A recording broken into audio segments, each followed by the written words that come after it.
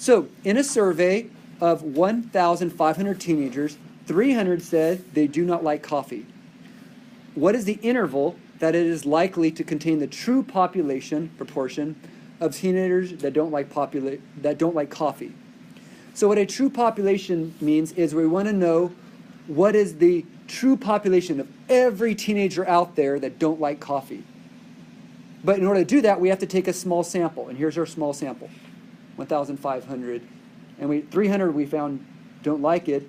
So we're taking this small sample, applying the margin of error to see the interval of likelihood of the true population. So here we go.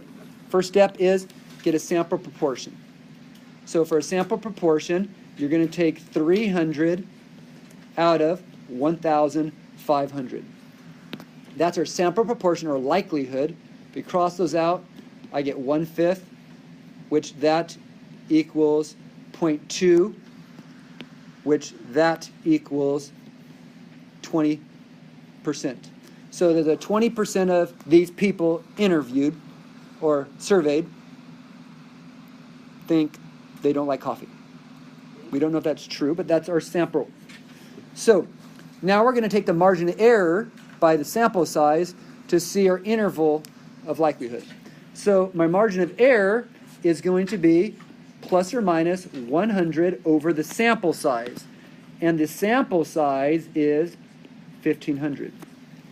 So I'm going to find a margin of error next. And you have to put this in your calculator to crunch it. So this in your calculator gives you 2.6%. So 2.6%, plus or minus 2.6%. So now what we're going to do is we're going to take and combine these, because this is your sample likelihood, but we have an error margin of this. So what it looks like is as follows. It's going to be 20% plus or minus 2.6% is our interval for which is the likeliness for a whole population. So what we want to do here is we're going to take 20 minus 2.6, and we're going to do 20 plus 2.6.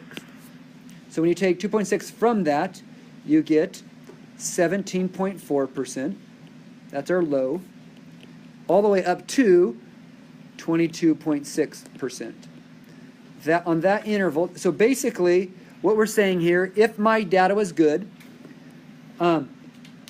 that somewhere between here for our true population is how many people don't like coffee that are teenagers.